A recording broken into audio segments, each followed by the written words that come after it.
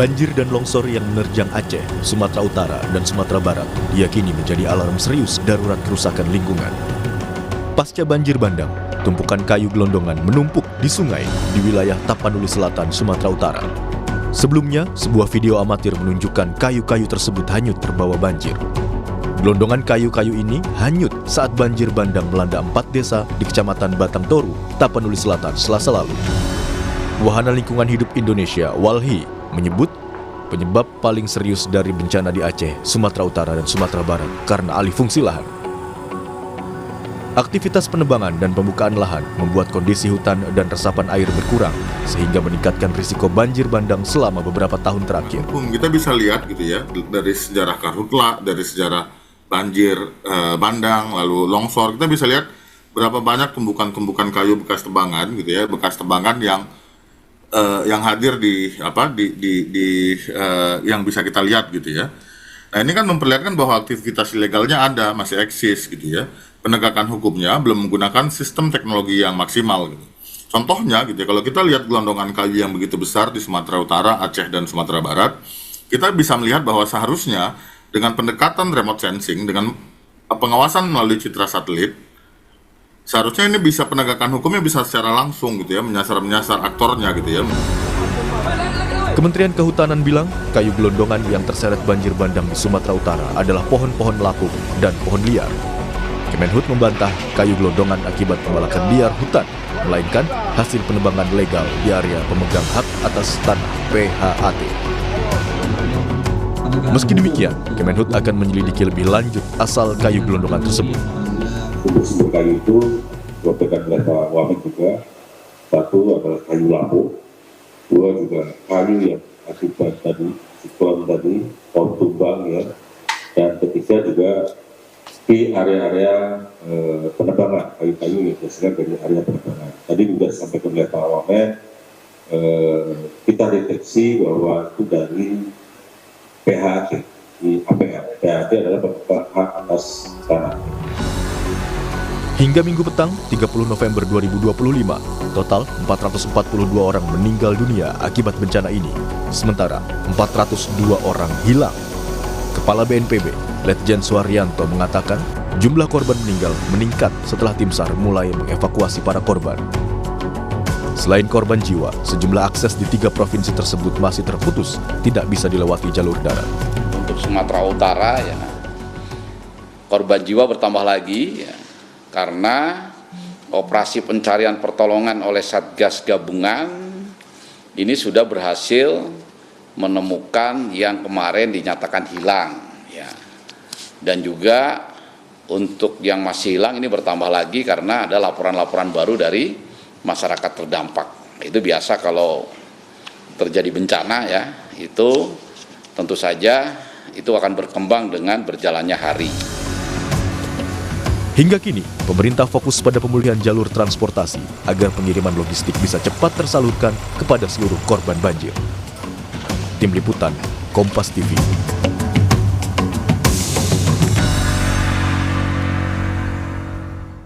Kerusakan fungsi hutan secara masif dan juga deforestasi diduga menjadi pemicu longsor dan juga banjir bandang di Sumatera, kemudian di Aceh juga, saudara. Bagaimana langkah menyikapinya? Kita akan bahas bersama dengan Ketua Tim Kampanye Hutan Greenpeace, Ari Rompas, yang sudah hadir di studio. Selamat pagi, Mas Ari. Selamat pagi.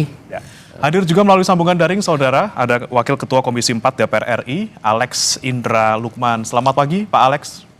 Selamat pagi. Ya, saya akan ke Mas Ari terlebih dahulu. Ini saya yakin Greenpeace juga pasti punya catatan soal penyebab banjir di Sumatera Utara, Barat, dan juga di Aceh. Kalau kita melihat kemarin Mas Ari yang sempat viral, kemudian kayu gelondongan, ini di 3 provinsi bahkan, tidak hanya di Sumatera Utara. Dibilang ini kan kayunya lapuk, kemudian tumbang sendiri seperti itu waktu banjir. Anda melihatnya seperti apa? Apakah ini memang benar-benar ada yang lapuk atau memang ada deforestasi hutan? Jadi kalau melihat banjir yang terjadi saat ini ada 2 hal sebenarnya kita mau menyoroti, bahwa pemicu utamanya ada 2 kan, siklon tropik gitu yang Sanyar yang muncul di wilayah garis khatulistiwa. Ini sebenarnya menandakan bahwa ada masalah dalam perubahan iklim dalam konteks perubahan iklim ya. Karena kemudian siklon tropis itu kan sebenarnya dia tidak jarang sekali muncul di garis khatulistiwa. Nah, ini ada terjadi akumulasi sehingga kemudian munculnya siklon tropik seperti itu, yaitu kemudian membawa badai dan itu kemudian membawa curah hujan yang tinggi. Nah, yang kedua soal tata guna lahan gitu ya. Yang kami sebut sebagai daya dukung dan daya tampung lingkungan di Sumatera, Pulau Sumatera itu sebenarnya sudah dieksploitasi, sudah lama dieksploitasi sehingga sebagian besar daerah aliran sungai di Sumatera itu memang sudah menurun, bahkan sudah di bawah ambang batas sekitar 30% gitu ya. Nah, apa yang kemudian terjadi di sana dan kemudian kita lihat kayu-kayu gelondongan yang kemudian mengalir ke sungai itu karena memang daya dukung dan daya tampung daerah aliran sungai itu memang sudah rusak gitu. Nah, kebetulan juga topografi di wilayah-wilayah Sumatera itu di Aceh, Sumatera Utara dan Sumatera Barat, topografi sungainya memang sedikit pendek tapi dia curam gitu. Nah, sehingga kemudian kayu-kayu itu ketika fungsi hutannya sudah rusak gitu ya karena sudah terdegradasi dan deforestasi yang tinggi sehingga kemudian dia terbawah gitu masuk ke lumpur-lumpur, bercampur lumpur dan masuk ke sungai-sungai yang kemudian itu daya tampung sungai juga semakin kecil gitu ya, dan itu kemudian semua material-material yang ada termasuk longsor itu kemudian lari ke sungai, dan itu yang kita lihat bahwa kayu-kayu itu memang harus dilihat kan sebenarnya. Kita tinggal lihat gitu, kalau dia kayu, dia ditebang, berarti kan memang ada tebangan senso di sana ya.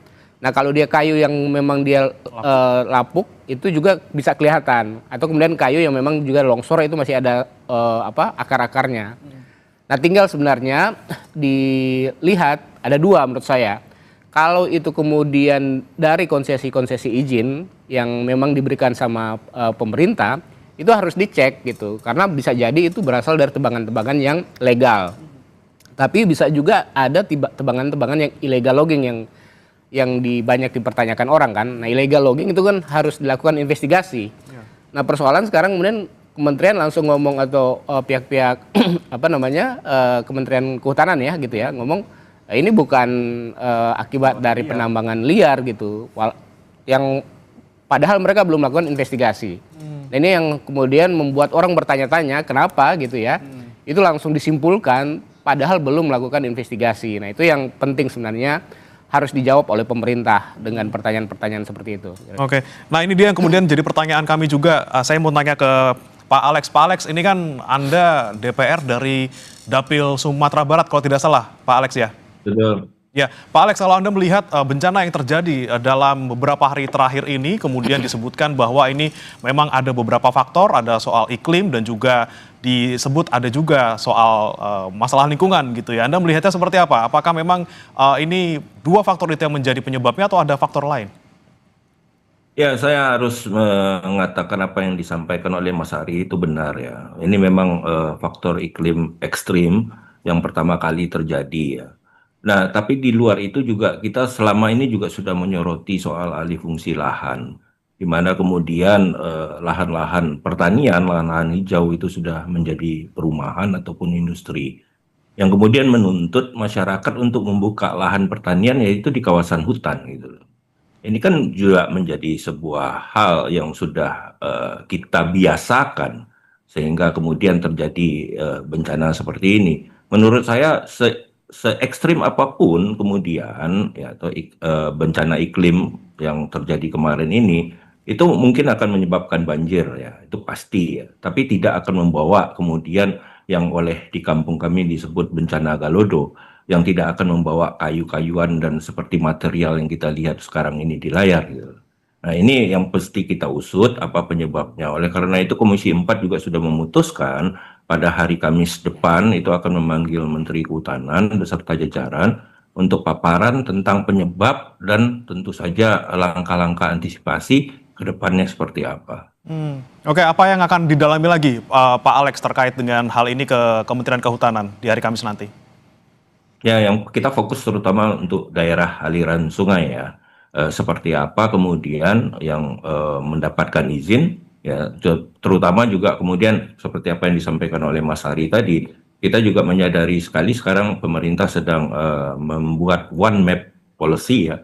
Ini yang kita akui bahwa antara peta RT RW, peta Kehutanan dan juga peta HGU yang diterbitkan oleh BPN itu apabila kita tumpuk menjadi satu, itu jangankan lahan ya, menurut saya juga sungai dan gunung pun akan pindah tempatnya. Nah, ini yang harus kita sempurnakan dan kita perbaiki ke depannya. Dan segala hal yang terkait ini akan kita ulas nanti pada rapat pada hari Kamis nanti. Baik, baik. Saya kembali ke Mas Ari. Mas Ari, kalau Anda dari Greenpeace sendiri ini kalau tidak salah sudah punya data ya. Kemudian siapa yang diduga menjadi pelaku? Kalau tidak salah beberapa perusahaan yang ada di Sumatera. Seperti apa datanya, Mas? Ya, kita coba sebenarnya kan kalau melihat di Sumatera itu di Aceh, Sumatera Utara dan Sumatera Barat gitu ya. Tapi kita coba fokus misalnya pendekatannya di daerah aliran sungai yang di Batang Toru gitu. Das Batang Toru yang itu yang kemudian memang menjadi pusat terjadinya banjir. Nah, di Das Batang Toru itu sebenarnya luas hutan alam yang tersisa itu sekitar 167.000 hektar gitu. Nah, atau memang dia masih lebih di atas ambang batas ya, karena memang di atas 30%. Tapi di atas 30% pun daerah aliran sungai itu masih terjadi banjir bandang gini ya, yang terjadi. Dan kita juga melihat di wilayah Das Batang Toru itu sekitar 70.000 hektar yang sudah terdeforestasi. Jadi hampir 23% itu sudah terdeforestasi. Itu legal apa ilegal tuh Mas kalau di sana, di Batang Toru itu? Nah ini yang menarik, memang areal perizinan berbasis lahan di sana itu sekitar 94.000. Jadi areal perizinan itu berarti kan legal gitu ya. Nah, atau sudah hampir 30% diberikan izin gitu. Itu izinnya PBPH dulu, HTI sama Hutan Taman Industri sama HPH dulu, tapi sekarang udah dirubah jadi PBPH. Kemudian ada pertambangan dan juga ada perkebunan sawit. Nah, menariknya Batang Toru ini di hulunya itu sudah dikonversi untuk menjadi wilayah pertanian terbuka gitu ya. Di tengahnya memang masih ada sedikit hutan gitu. Tapi pas di tengah-tengah itu ada aktivitas tambang di sana sama juga pembangunan PLTA Batang Toru. Nah, di hilirnya itu sudah ada kebun sawit. Nah, itu yang kemudian menjadikan Batang Toru, wilayah Das Batang Toru ini daya dukung dan daya tampung lingkungannya sudah tidak memungkinkan gitu ya. Dan artinya memang karena ada izin di sana itu berarti ada aktivitas legal penambangan dan penebangan yang dilakukan. Nah, di sisi lain memang harus diperiksa lagi kan, yang namanya illegal logging itu kan memang tidak punya izin. Nah, ini yang harus dibuktikan dengan investigasi yang harus dilakukan oleh Kementerian Kehutanan saat ini ya. Berarti dari hulu kemudian di tengah sampai hilir ini semuanya terganggu gitu ya kalau dari paparan Mas Ari tadi. Iya, karena yang paling pasti dalam konteks das hulunya kan, karena hulunya itu catchment area gitu. Nah, kalau walaupun misalnya di tengah masih ada tutupan hutan, kalau hulunya sudah rusak, jadi kemudian tetap akan turun. Tetap akan turun gitu, karena di hulunya gitu. Terlebih tadi kalau untuk kontur sungainya juga curam gitu. Dan ada aktivitas pertambangan di sana dan yang memang kelihatan deforestasi yang masih seger gitu ya. Itu aktivitas pertambangan sama aktivitas walaupun skalanya kecil, PLTA Batang Toru itu juga sudah mengganggu fungsi ekosistem yang ada di sana gitu. Nah, ini dia Pak Alex, saya mau tanya ke Anda juga nanti bagaimana kemudian bisa menanyakan dan mengkonfirmasi kepada pemerintah. Ini yang legal saja, ini berpotensi mengancam dan sudah terbukti gitu ya. Di hulu, kemudian di tengah dan juga hilir ada semua gitu. Ada deforestasi, kemudian ada perkebunan sawit, ada PLTA, ada penambangan juga. Ini seperti apa nih soal perizinan yang kemudian ternyata walaupun sudah dibatasi gitu ya, 30% kalau tidak salah ya Pak ya, atau berapa tadi? Dulu batasnya 30%, tapi kebijakan itu sudah dicabut oleh Omnibus Law, jadi udah bebas sekarang. Jadi bebas gitu. Anda gimana nih? Tidak ada batasan lagi, sebenarnya itu sesuatu yang memang harus dikritisi ya, karena mungkin Bapak juga mungkin bagian dari DPR yang mungkin meloloskan Omnibus Law gitu. Bagaimana juga, nih Pak Alex? Penting. Ya, jadi begini, Pak. Sungai itu memang sumber kehidupan ya. Hanya kita juga harus kemudian sekarang penuh dengan komitmen penuh ya, bahwa daerah hulu itu tidak boleh diapa-apakan. Dalam arti kata memang harus dijaga hutannya. Apapun alasannya kemudian tidak boleh ada izin di daerah hulu gitu loh. Kalau kemudian di daerah aliran sungai dengan kita melakukan normalisasi, saya rasa kita akan bisa mengurangi dampak bencana ini. Pada Hari Guru, Pak Presiden sendiri sudah menyatakan tentang untuk menjaga hutan ya, tidak boleh menebang pohon, tidak membiarkan lagi pembalakan liar gitu. Dan juga kita sudah melihat pernyataan dari Pak Menteri Kehutanan yang akan mengevaluasi kebijakan tentang hutan. Jadi kita harapkan nanti beliau bisa paparan seperti apa evaluasi dan seperti apa langkah ke depannya. Tapi menurut saya bahwa kita juga harus satu kata lah soal ini, bahwa tidak ada lagi istilah hutan yang berbeda-beda untuk terkait di hulu sungai, gitu. Hanya ada satu kata bahwa hutan di hulu sungai itu tidak boleh kemudian dengan alasan apapun diubah fungsinya. Oke, kemudian Pak Alex, kalau kita melihat selama ini gitu ya pengawasan dari DPR sendiri, khususnya komisi Anda dan juga Anda di Dapil Sumatera Barat, seperti apa sebenarnya selama ini yang terjadi ataupun yang menjadi temuan dari Pak Alex sendiri di Komisi 4? Ya, itu yang tadi seperti yang saya sampaikan ya, bahwa kita berpacu dengan pertumbuhan ekonomi, bahwa masyarakat juga kemudian konsentrasi dan membuka lahan pertanian. Saya rasa ini kita juga harus menjadi kebijakan nasional bahwa hunian itu sudah harus hunian bertingkat ya, yang vertikal, tidak lagi kemudian bisa membuka lahan seluas-luasnya untuk perumahan. Ini harus menjadi konsensus nasional lah. Untuk ini bencana ini menjadi peringatan buat kita bahwa kita punya masalah yang sangat besar di depan mata. Bencana ini akan terjadi, akan terus berulang apabila kita tidak mengantisipasinya. Dalam pengawasan kami, memang terjadi hal-hal yang seperti ini. Makanya kemudian DPR RI itu juga membentuk pansus ya. Konflik agraria itu sebenarnya ingin juga mendalami terkait tentang lahan-lahan yang berkonflik, terutama lahan hutan. Seperti yang selama ini kita ketahui, ada penetapan-penetapan kawasan hutan yang bersentuhan banyak dengan pemukiman dan terutama dengan perusahaan-perusahaan. Oke, pansus ini mulai bekerja kapan nih Pak? Apakah setelah bertemu dengan Kementerian Kehutanan di hari Kamis nanti? Pansus ini sudah ditetapkan di paripurna, saya rasa akan segera efektif ya bekerja dan menetapkan agenda-agenda ke depannya untuk memanggil yang kaitannya dengan lahan dan sebagainya. Oke, baik. Kemudian saya ke Mas Ari lagi. Tadi kan kita bicara soal di Sumatera Utara gitu ya, di Batang Toru gitu. Kalau misalnya kita bicara soal Sumatera Barat ataupun Aceh, seperti apa sebenarnya temuan dari Greenpeace?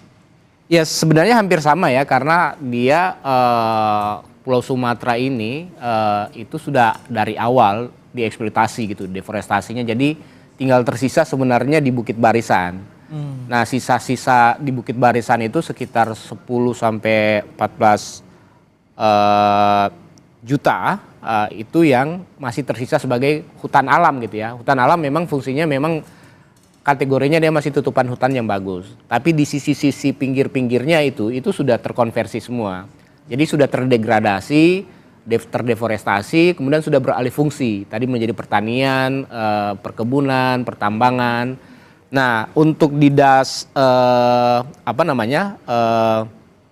di Sumatera Barat, kita mencoba melihat data, kita coba menganalisis das Ulakan Tapakis gitu ya.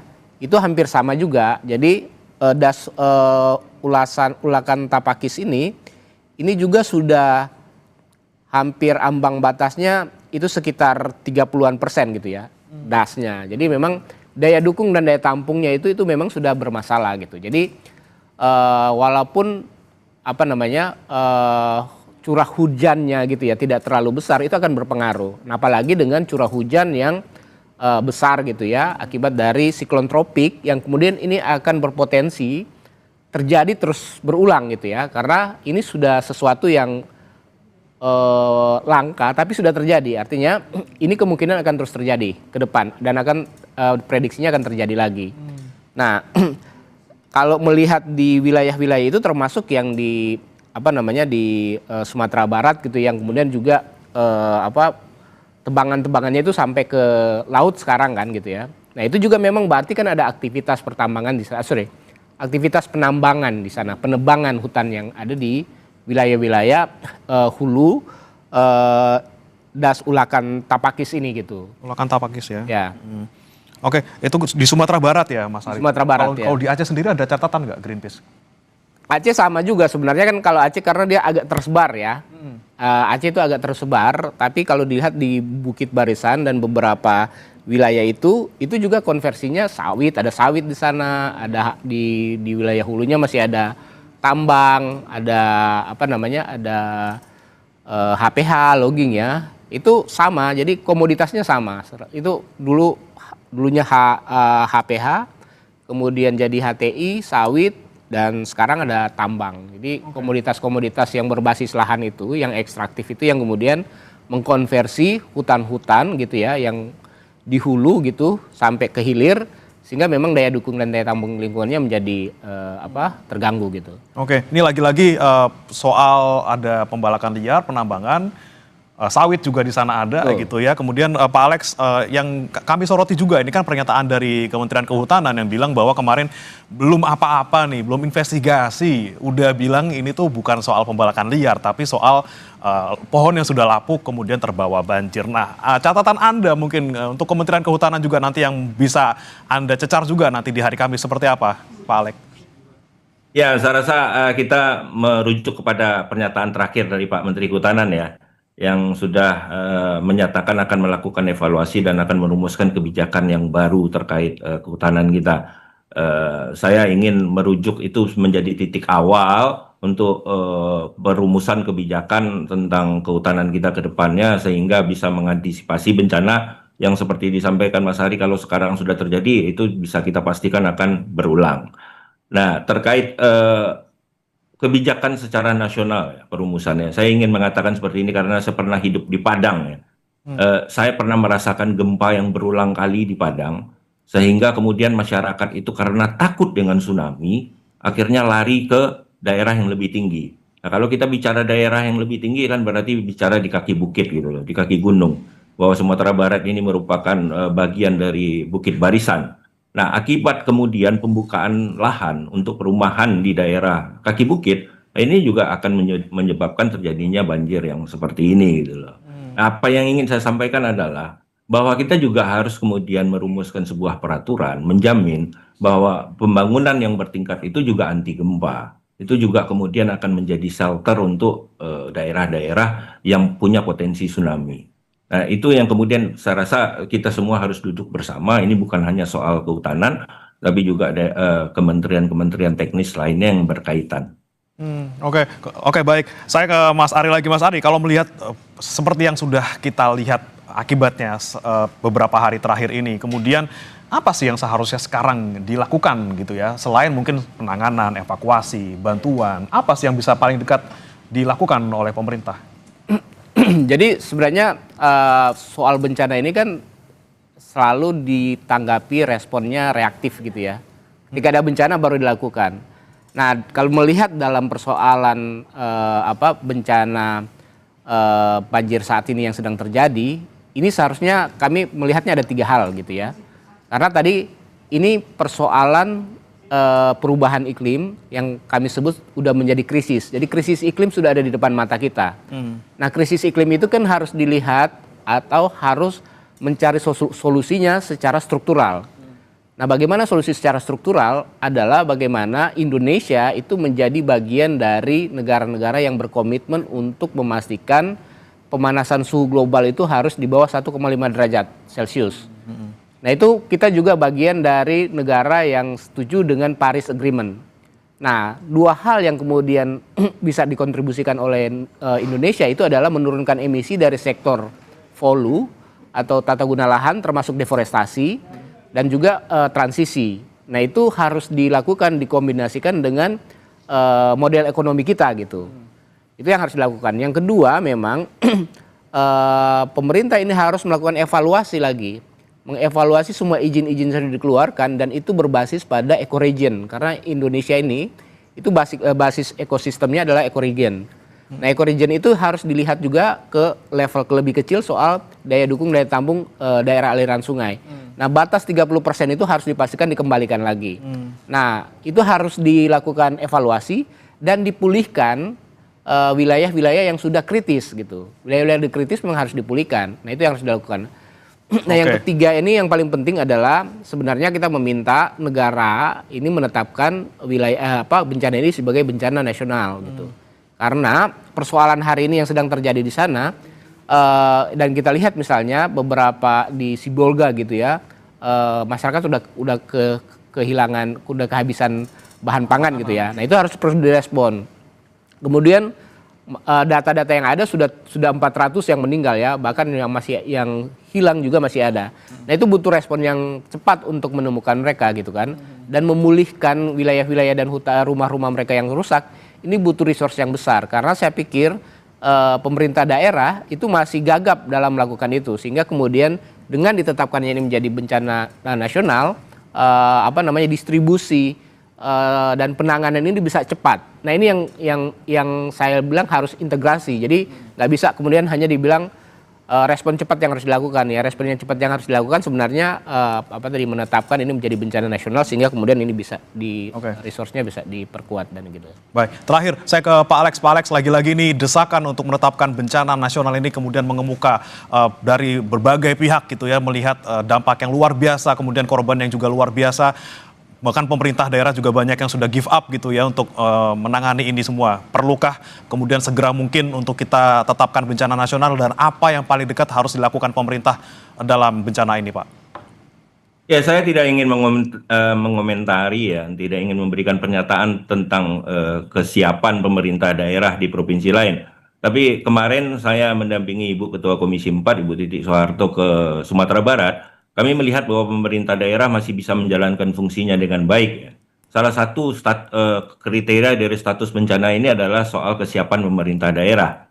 Nah, kalau untuk Sumatera Barat sendiri, pemerintah daerah bisa menjalankan fungsi dengan baik. Yang dibutuhkan di dalam masa tanggap darurat ini adalah gotong royong kita bersama. Pendataan yang baik dari pemerintah daerah sehingga kemudian bantuan dari pemerintah pusat bisa fokus untuk segera menangani dampak dari bencana ini. Nah, kalau daerah lain ya memang kalau pemerintah daerahnya sudah tidak sanggup, ya memang harusnya terjadi peningkatan status bencana menjadi status bencana nasional ya, itu kalau menurut saya. Kalau sekarang belum perlu, Pak Alex? Ya, itu yang tadi saya sampaikan, saya tidak ingin mengomentari kesiapan pemerintah daerah yang lain, tapi Sumatera Barat menurut saya dari apa yang kami kunjungi kemarin, dari dialog dengan pemerintah daerah, dengan gubernur, wakil gubernur, dengan Pak Pangdam, dengan Bapak Kapolda, untuk itu status bencana memang tidak perlu nasional karena pemerintah daerah sedang mendata dan ada respon yang cepat dari pemerintah pusat untuk memberikan bantuan terhadap aspirasi dari pemerintah daerah. Oke, baik, kita nantikan tentunya bagaimana kemudian langkah-langkah pemerintah yang paling dekat, tentunya untuk jangka pendek, bagaimana koordinasi untuk bisa memberikan bantuan dan juga pemulihan secara sementara, namun juga untuk kedepannya yang lebih jangka panjang, pemulihan secara menyeluruh dan juga lagi-lagi terkait dengan regulasi, izin dan juga pemulihan wilayah kritis, ini juga kita nantikan dari pemerintah. Terima kasih Pak Alex Indra Lukman, Wakil Ketua Komisi 4 DPR RI, dan juga Mas Ari Rompas, Ketua Tim Kampanye Hutan Greenpeace, sudah bergabung bersama kami di Sapa Indonesia Pagi. Selamat pagi, Bapak-Bapak. Selamat pagi. Saudara, Sapa Indonesia Pagi masih akan kembali dengan informasi berikutnya. Pencarian korban banjir di daerah terisolasi di Sumatera masih terus dilakukan. Di Sumatera Barat, korban luka akibat banjir bandang